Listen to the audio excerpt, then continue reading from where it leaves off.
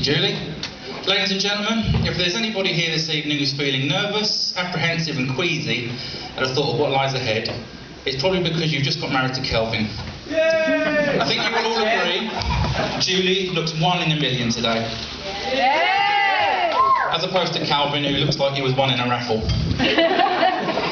First off, I have to apologise to Julie, as I've had to scrap several jokes regarding what I thought was her fetish for tin food.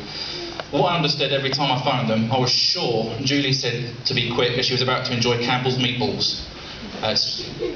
Dodgy phone signal, couldn't understand it. And while I think about it, can I ask Julie to hold out her hand? Where's Calvin gone? Up here. Come here, quick. Oh, hang on. Run faster. I wish he'd run that fast for me when I asked him to do something. He will now. All right. Now he's legally obliged. I'd like Julie to hold out her hand.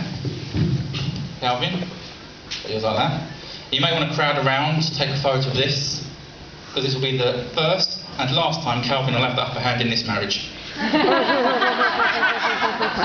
don't they make a lovely couple? He's willing to die for her, and she's willing to let him. This morning I asked Calvin what he was looking for in marriage. Love, happiness, eventually a family, he said. I asked Julie the same question and she replied, a new toaster.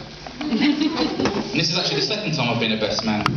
When Calvin asked me, my initial response was of course horror, but then came the obvious questions like when is it, where is it, what have you been drinking?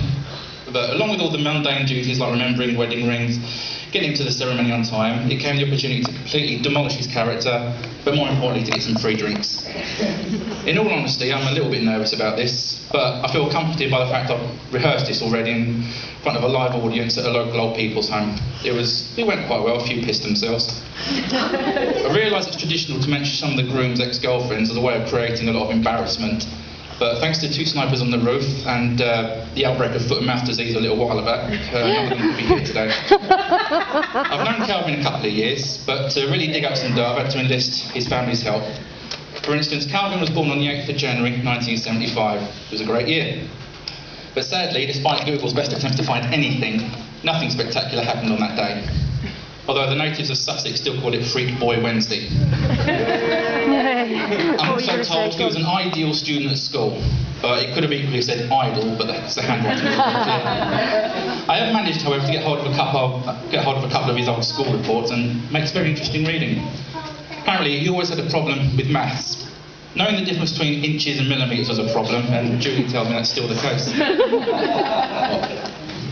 During computer studies, whenever the teacher asked him to right-click on the mouse, he would pick up his pen and right-click on the mouse. Since leaving school, Calvin has had several jobs, and is always known to be a hard worker. You wrote that, didn't you? In fact, nowadays, he is known to his colleagues as God. No one ever sees him, he makes his own rules, and if he does any work, it's called a miracle. Now, I realise I should be singing his praises, but as you'll find out later, I can't sing. To be honest, I'm looking forward to this karaoke this evening. It will be great to see Calvin back on the dance floor partying like it was 1989, quite literally. Rarely has anyone hit the dance floor with such little regard for style, rhythm, and the presence of other people's feet. You think of a rag doll in a blender, you're halfway there. And I've got the immense pleasure of also reading out some telegrams from people who weren't able to attend.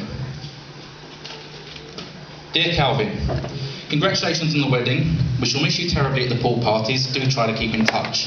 Love and hugs, Michael Barrymore. What? No, I'm not homophobic. I'm not afraid of my own house. Right. Dearest Julie, you tell Calvin from us he's a lucky guy, and incidentally you won last month's Big Spender Award. Have a great day. That's from Lance and Steve, the Chippendales. Dear Julie and Calvin, well done on getting hitched. Enjoy yourselves. From Calvin's old five-a-side club. P.S. We found Calvin to be useless in all positions, hoping Julie has better luck. Calvin, I'd like to leave you some pieces of advice now. Number 1, always help Julie with jobs around the house. It's in your best interest. Apparently, there has never been one recorded case in history where a wife has shot her husband while he was doing the washing up. Number 2, just remember, it only takes a couple of words mumbled in the chapel and you're married. But it only takes a couple of words mumbled in your sleep and you're divorced. Set the ground rules and establish who is the boss, and then do everything she says. Number 4, whenever you are wrong, admit it. And whenever you are right, be quiet. Number 5, the best way to remember your anniversary is to forget the first one. Number 6, this one's for Julie. Men are like fine wine. They start out like grapes, and it's your job to stamp on them in the dark until they mature into something you would like to have dinner with. So to finish, can I say, best of luck to you both. I really am absolutely delighted for both of you. I hope you have a long and happy future together, and thank you, Calvin. It's been an honour to be your best man and to be here for this, your finest hour. May your love be modern enough to go with the times and old-fashioned enough to last forever. Ladies and gentlemen, please raise your glasses to the newest Mr. and Mrs. Fox, Calvin and Julie. Yeah,